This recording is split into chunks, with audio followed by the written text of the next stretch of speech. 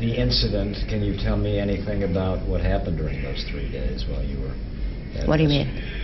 mean? I took him to my house, walked him down the street. I don't know why the media acts like he couldn't walk. He walked very well. Walked him upstairs, kicked his ass, and killed him. And again, your belief is that he was a snitch because he Right. told you. You claimed that other people had been killed in that same part. You had killed other people. Have you killed other people? No, I've never killed anyone else. So that was something, just talk. Right. How do you feel about spending the rest of your life in prison? You know, I got a lot of family in prison, and I'm okay with that. I'm okay with that. Yeah. I got many sisters in prison. I can't wait to see them. It's really not that much of a punishment to be sentenced to spend my life with my family. All right, Mark, what do you got? Yeah, so that breathing rate still, it's this baseline of aggression and anger going on. Lips are in anger as well. Lots of interruption as well going on. So pretty aggressive, pretty angry as a baseline here. Interesting. Just one more thing.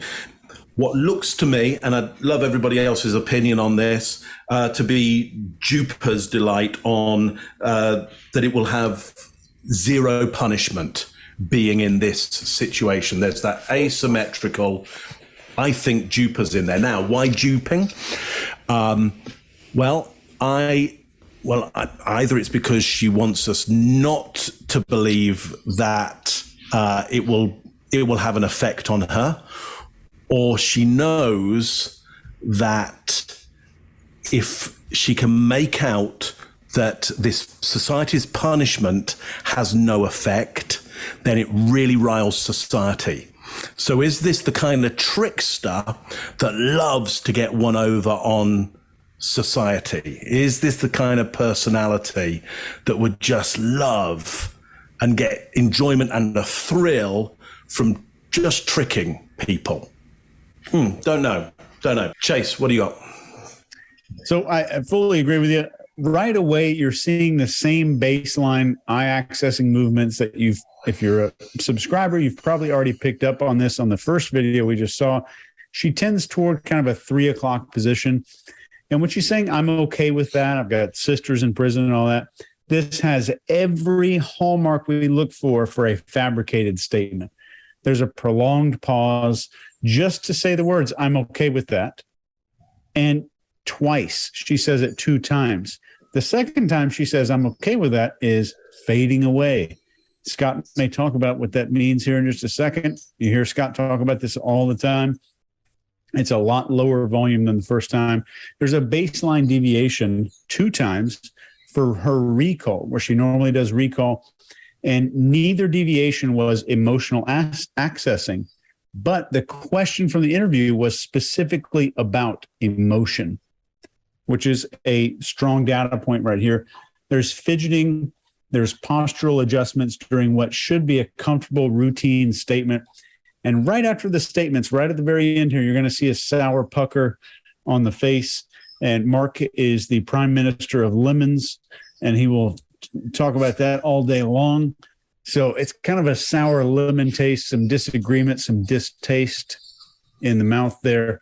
So some very strong data points here. And if I missed anything, if we missed anything, put it in the comments and we'll take a look. Greg, what do you got? Yeah, so let's drop back to the last video and notice she controlled a smile when she was asked, do you feel remorse? Almost like, I can't believe you'd ask me that.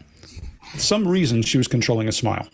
I'll leave it at that on that part. And now let's move here. Her respiration's still up. That fight or flight is there. She starts to talk about family, people, other people in prison who've done this. She says he was a snitch. I killed him. There's the pattern. Look, I took one for the team. I'm going back to where other people who are like me are. If I were crafting a message to try to protect myself in prison or protect myself from somewhere outside prison, I probably would go down a list and say, look, I was doing something vengeful to protect other people, and. So let's just listen and see what we hear. But she's ramped up as usual. I think you're dead on, Chase. This is fabricated, intentional, crafted. She's trying to get something out. It's a matter of figuring out what it is. And could she be just this crazy? Absolutely. But can she be crazy enough to commit the crime? Can she be violent enough to commit the crime? And then figure out a way to set up an image for where she's going next, into prison, or to protect herself from somebody? Sure. Look, this woman is, you can tell, she doesn't seem like many of our subjects so out of touch with reality that she is not paying attention to the guy across the room from her. She's keenly aware of what he's asking. She's almost setting up the next question with the way she responds. I almost would say she understands the concept of provocative statement, because she throws out something so harsh that it forces him to ask the next question. He might not realize he's being worked, but we'll see that he does in just a little bit. Scott, what do you got? Yeah, that was a good one. So during that first question, her eyes widen a little bit, and then that shallow breath rate increases. This is really interesting, the way she's reacting to all this.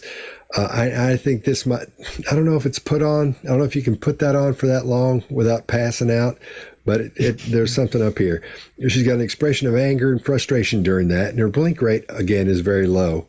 Her cadence speeds up and her volume increases at that point. What Chase was talking about earlier, when she starts getting quieter, we call that fading facts, because when someone is being deceptive, quite often, not every time, it indicates that person may not be being honest with you, because as they talk and give their answer, the answer gets quieter as they go along. Maybe not that big. It may be a little lighter than that, but it gets quieter at the end. It sort of tapers off. And that's just a way of separating yourself from the lie, as you always hear people talking about that. And then when he says, how do you feel about spending life in prison? Again, what you were saying, Mark, about that little, the duper's delight there. What I noticed here, I've never seen this before. You see that go on on her left side, and then the very same thing on her right side, right after that. It happens over there, then it happens over there. So I'm not sure what that is, because most of her contempt is coming from her left side. And I'm not sure what's going on with it. I've never seen that before. I thought that was really interesting, because I slowed it down, sped it, and then speed it up. Slowed it down a couple of times, went back and forth on it. It was just fascinating. I couldn't figure that out. So I'm not sure what that means at this point. I don't know. I'm not really sure. I'm going to check Ekman on that. Let me see. When she says, I've got many sisters in prison, and I can't wait to see them, we see her upper teeth scrape the bottom of her lip, and that equals stress. That's what we usually add those two together. You see that it's an adapter, but something's up here. So I think maybe as she's trying to create that picture we're supposed to be seeing, maybe she's gone off the path a little bit and knows it and's got to scooch it back over onto the right path at this point. So this is really interesting so far. All right, we good? Yeah. All right.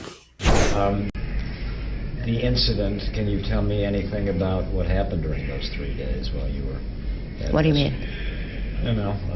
I took him to my house, walked him down the street. I don't know why the media acts like he couldn't walk. He walked very well. Walked him upstairs, kicked his ass, and killed him. And again, your belief is that he was a snitch because he Right. told you... you claimed that other people had been killed in that same part. You had killed other people. Have you killed other people? No, I've never killed anyone else. So that was something, just talk. Right. How do you feel about spending the rest of your life in prison? You know, I got a lot of family in prison, and I'm okay with that. I'm okay with that. Yeah. I got many sisters in prison. I can't wait to see them. It's really not that much of a punishment to be sentenced to spend my life with my family. If you like this video, get the full body language breakdown and analysis on our main channel by clicking this video right here.